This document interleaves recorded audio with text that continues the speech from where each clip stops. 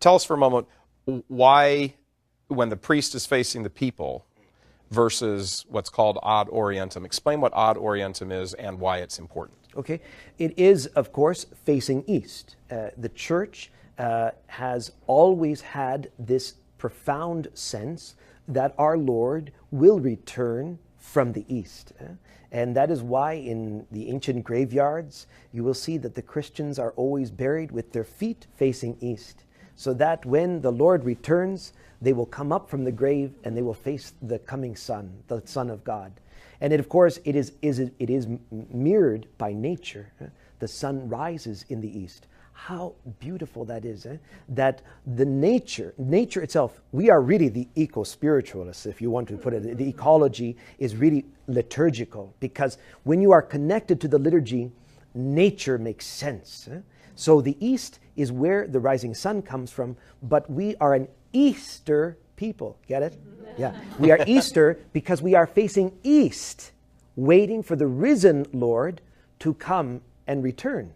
And so when the priest and the people are all facing towards the Lord in that great gesture, it is eschatological. That means to say it is a gesture that is looking towards the end of the world. I know it sounds very apocalyptic, but it is, because at every Mass we are proclaiming the end of this material order, and we are waiting the return of the coming Lord.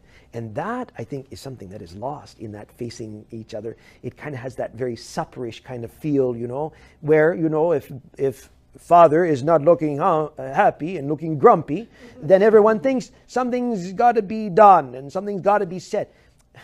No, it doesn't have to be said. This is, of course, the problem. It is not Father's dinner, and it isn't our banquet so much as it is the banquet of the Lamb. Yes, it is.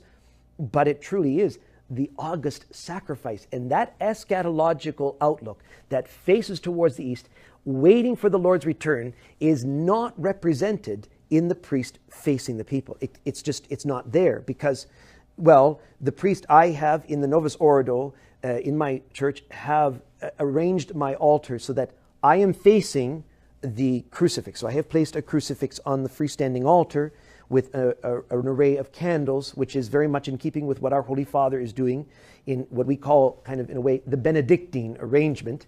But when I'm celebrating Mass, I am not facing my community. I am facing the risen and crucified Lord. So I'm looking at our Lord. And when I tell my people this, they understand this, They have the privilege of being able to look at the crucifix during the Mass. The priest should have the same right to be able to face the risen Lord, to face the Lord in his mystery. And when he has to look out and see everyone going to the bathroom, it's not very nice. Sorry, I don't mean to say that, but I don't want to have to see everybody going to the bathroom, walking back and forth. Why? Sit down. It's only 1 hour. You don't need to go that often. Sorry.